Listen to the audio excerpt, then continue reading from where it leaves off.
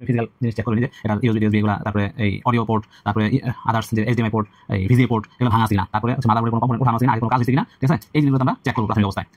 দেন হচ্ছে আমাদের এই আমরা এটাও দেখতে পারি যে কন্ডিশন কি, এটা ডিসি রিডিং কন্ডিশন কি আমাদের, ঠিক আছে? ডিসি রিডিংটা দেখতে হবে যে ডিসি রিডিং এখানে 19 এটা শর্ট হয়, এটা কি ভোল্টেজ ডাউন হয়ে যায়, অ্যাম্পিয়ার বেড়ে যায়, নাকি না একটা জায়গায় স্থির হয়ে দাঁড়ায় আছে, আমাদের এই রিডিংটা কত আসছে এখানে, রিডিংটা কত আসছে, যে 19 ভোল্ট রেডি হয়েছে কিনা, বা 5 ভোল্ট 3 ভোল্ট রেডি হয়েছে কিনা, ঠিক আছে, না হাই অ্যাম্পিয়ার উঠে যেতেছে, ঠিক আছে? এই জিনিসগুলো আমাদের এখানে দেখতে হবে। দেখার পরে যদি শর্ট আউট থাকে সেক্ষেত্রে আমাদের এখন আমরা দেখতেছি যে এখানে 4 আসছে, তার মানে হচ্ছে যে 19 ভোল্ট আছে বাট 5 ভোল্ট 3 ভোল্ট সম্ভবত রেডি হয়নি, ঠিক আছে? এই ধরনের একটা কন্ডিশন দিতেছে। আর যদি এখানে 4 এর নিচে আসে 2 3 এরকম ফ্ল্যাকচুয়েট করতে থাকে, আবার দেখা যায় যে 11 12 থেকে আবার 2 3 নেমে আসছে, ঠিক আছে? তখন আমাদের ধরবে যে আপনার 19 ভোল্ট জেনারেট হচ্ছে না, তার মানে সিএলআর এর আগে আমাদেরকে কাজ করতে হবে। মানে 19 ভোল্ট গেছে না, ঠিক আছে? 3 2 3 1 2 3 আবার কাজ করে 11 এর মধ্যে 12 এর মধ্যে 26 এর মধ্যে চলে যায়, আবার এটা 2 3 এর মধ্যে চলে আসছে, বাট এটা একটা নির্দিষ্ট স্তরে নাই।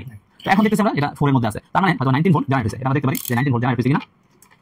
19 ভোল্ট আমরা কথা দেখতে পারি প্রাথমিক অবস্থায়, এবার সিএলআর দেখব না, যেহেতু শর্ট নাই আমাদের। যদি শর্ট নাই আমাদের সিএলআর দেখতে হবে। দেন হচ্ছে আমাদের 19 ভোল্ট রেডি, দেন আমরা দেখব হচ্ছে 5 ভোল্ট 3 ভোল্ট। দেখেন 5 ভোল্ট 3 ভোল্ট জেনারেট হয়নি। তো 5 ভোল্ট 3 ভোল্ট জেনারেট না হওয়ার অনেকগুলো কারণ আছে। একটা হতে পারে যে 5 ভোল্ট 3 ভোল্টের যে আইসি আছে সেটা যদি 3 ভোল্টের ভিএস লাইন, 5 ভোল্ট 3 ভোল্টের যে ভিএস লাইন আছে, না সমস্যা নেই। তো আমাদের এই 5 ভোল্ট 3 ভোল্টের যে ভিএস লাইন আছে সেই ভিএস লাইনে শর্ট থাকলে আমাদের 5 ভোল্ট 3 ভোল্ট জেনারেট হবে না, আবার কম জেনারেট হতে পারে, ঠিক আছে? ধরেন 5 ভোল্টের মধ্যে 3 জেনারেট হচ্ছে আর 3 এর মধ্যে 1 2 এরকম সামথিং, মানে ওখানে যেটুকু কমাই দিতেছে ওই অনুযায়ী এখানে ভোল্টেজ জেনারেট হচ্ছে। দেন আমরা 5 ভোল্ট 3 ভোল্ট যদি জেনারেট হয় তারপরে হচ্ছে আমরা দেখব যে আমাদের পাওয়ারের লাইনে ভোল্টেজ আসছে কিনা, পাওয়ার ট্রিগার হচ্ছে কিনা, ঠিক আছে? পাওয়ার ট্রিগার হচ্ছে কিনা। আর আরো একটা ধাপ আছে 5 ভোল্ট 3 ভোল্ট আয়োতে যতক্ষণ আয়ো থেকে যতক্ষণ এর মধ্যে এই 5 ভোল্ট 3 ভোল্টে যখন সিগন্যাল না আসবে, ঠিক আছে, যে অনুমতি না দিবে অ্যাভেলেবল, ততক্ষণ কিন্তু চালু হবে না। দেন হচ্ছে আমরা পাওয়ার ট্রিগার চেষ্টা করব, যদি পাওয়ার ট্রিগার হয়তো হলো না হলে কি কারণে হচ্ছে না পরে স্টেপগুলো দেখব, ঠিক আছে? স্টেপ হচ্ছে প্রাথমিক অবস্থায় 19 ভোল্ট, তারপর হচ্ছে 5 volt 3 volt. 5 volt 3 volt generate হলে 5 ভোল্ট 3 ভোল্টের পরে হচ্ছে আমরা ভিএস লাইনটা দেখব, ভিএস যে ভিএস আউটপুটে কোনো শর্ট আছে কিনা বা আউটপুট লাইনটা ঠিক আছে কিনা। আর পাওয়ার কি দেখব, পাওয়ার হচ্ছে এই ক্লিয়ার হচ্ছে কিনা। আর 5 ভোল্ট 3 ভোল্ট বোঝায় রিডিং এন্ড রিসিভ দিয়ে বোঝায় যে আমার পূর্বের সকল সিগন্যাল এবং ভোল্টেজ ওকে আছে, বিফোর পাওয়ার অন, বিফোর পাওয়ার অনের ভোল্টেজগুলো সবগুলো রেডি আছে। তো আমরা এখানে দেখতে পারি যদি আমাদের স্কিমেটিক থাকে যে আমাদের আরএসএমআইএসটি রেডি হচ্ছে কিনা। 5 ভোল্ট 3 ভোল্ট চেক করতে পারি যে 5 ভোল্ট 3 ভোল্টের মধ্যে আমাদের এই 5 ভোল্ট 3 ভোল্টের আইসি আছে, এটার মধ্যে এই প্রপার 19 ভোল্টেজটা আসছে কিনা, ঠিক আছে? প্রাথমিক অবস্থায় আমাদের এর মধ্যে একটা ভোল্টেজ আসবে, তাই না? তো ওই ভোল্টেজটা আসলে তারপরে আমাদের বাকি কাজ শুরু হবে। এখানে আমরা আরেকটা জিনিস দেখব যে এখানে আমাদের পাওয়ার বোর্ড আছে, দেখেন। তো 5 ভোল্ট 3 ভোল্ট না রেডি হলে আমরা দেখব কি যে এনাবেল আসছে কিনা, ঠিক আছে? এর এনাবেল গুলো আসছে, দেখেন এখানে এনাবেল আবার এন্ট্রি আছে। তো এক কথায় প্রাথমিক অবস্থায় আমাদের এই ইয়াটা দেখতে হবে, এই যে পাওয়ার বোর্ড আইসির মধ্যে আমরা দেখব কি পাওয়ার বোর্ড, এই পাওয়ার বোর্ড আসে কিনা। অনেক সময় 5 ভোল্ট 3 ভোল্ট তৈরি হলো পাওয়ার বোর্ড যতক্ষণ না আসবে ততক্ষণ কিন্তু আমাদের এই আইসি কিন্তু রেডি হয়নি। তো আমরা এখানে দেখতে পাচ্ছি কত নাম্বার ভোল্টেজ ভিন আসছে, 16 নাম্বার পিনে, ঠিক আছে? তাহলে আমরা এখানে 16 নাম্বার পিনটা আমরা চেক করব যে 16 নাম্বার পিনে আমাদের ভিন আসছে কিনা। প্রথমে আইসির 16 নাম্বার পিন এখানে হচ্ছে যদি 2 4 6 6টা গেলে 6 6 12 12 3 6 18 18 17 16, তাহলে এটা হলো আমাদের বিনের লাইন। বিনের লাইন দেখেন 20 ভোল্ট, হ্যাঁ সম্পূর্ণ আসছে। তারপর হচ্ছে আমাদের ভিন আসার সাথে সাথে আমাদের অটোমেটিক্যালি ভিএস 3 আর ভিএস 5 জেনারেট হয়ে যাবে, মানে এলডিও জেনারেট হয়ে যাবে। এলডিও ভোল্টেজের এই অ্যাম্পিয়ার 1 অ্যাম্পিয়ারের বেশি হবে না এলডিও। তাহলে আমরা এখানে চেক করব হচ্ছে কত 6 আর হচ্ছে 6 না 7 আর 17 না 7 আর 17, দেখেন 7 এর মধ্যে এলডিও ভোল্টেজ নাই এবং 17 এর মধ্যে আমাদের কোনো এলডিও ভোল্টেজ নাই, ঠিক আছে? আমরা দেখি এলডিও শর্ট আছে কিনা কোনো প্রকার। ওকে, এলডিও আমরা কোল্ড টেস্টে যাব, ঠিক আছে? এলডিও শর্ট আছে কিনা।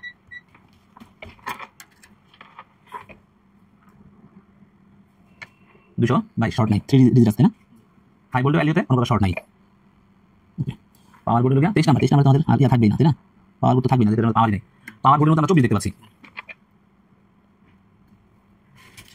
হ্যাঁ 24 27, এটা একবারে রিডিং অনেক কম, ঠিক আছে?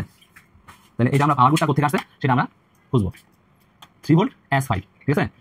3 ভোল্ট S5 এটা হচ্ছে পাওয়ার দিতেছে। 3 ভোল্ট S5 তো জেনারেট হইতেছে না, তাহলে 3 ভোল্টের দিয়ে বলেন।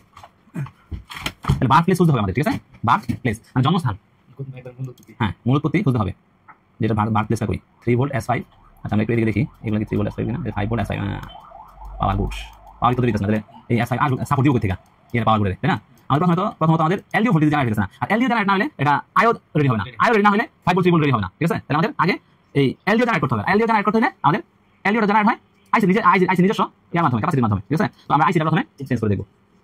সেটা হচ্ছে যে এটা এনাবেল আসতেছিল না, ঠিক আছে? বা আমরা ওই কি পাই নাই এখানে, এলডিও পাই নাই, ভিরেজ 3 বা ভিরেজ 5 বা এলডিও পাই নাই।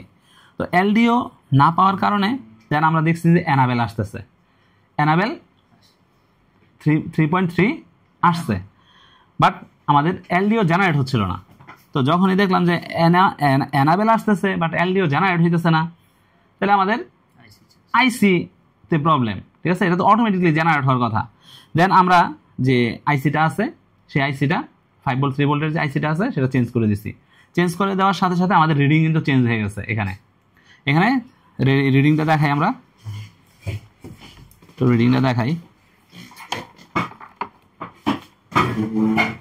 তো দেখেন এখানে আমাদের আগে রিডিং আসতো কত 4, আর এখন আসতে কত 26 থেকে 26 বা 27 উঠছে। এটা 30-এর উপরে যাওয়া যাবে না, ঠিক আছে, এটা 30-এর উপরে যাওয়া যাবে না। এবং এইখানে কিন্তু লাইটও আসতো না, ঠিক আছে, যে এলইডি লাইটটাও আসে নাই। তো এখন কিন্তু আমাদের লাইট আসছে, তার মানে আমাদের বোর্ড রেডি আছে। তো বোর্ড রেডি থাকার ফলে আমরা এখন যদি এটা ট্রিগার করি, ট্রিগার হচ্ছে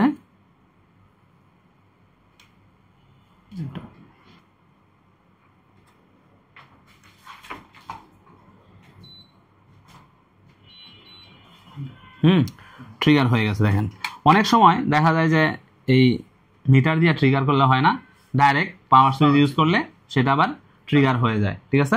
সেক্ষেত্রে আমরা এটা ট্রিগার করছি এবং এটার ডিসপ্লে আসছে কিনা সেটা আমরা একটু চেক করে দিই। কিবোর্ড লাগানো আছে না, তাহলে এই দেখেন এটা ডিসপ্লে কিন্তু চলে আসছে, ঠিক আছে, মানে অন্যান্য প্রবলেম নাই। এবং এটা কিন্তু আমরা ফার্স্ট টাইম কি করছিলাম, বায়োসটা করে দিয়েছিলাম, তার মানে বায়োসটাও ওকে আসছে। ওকে, তো দ্যাটস অল।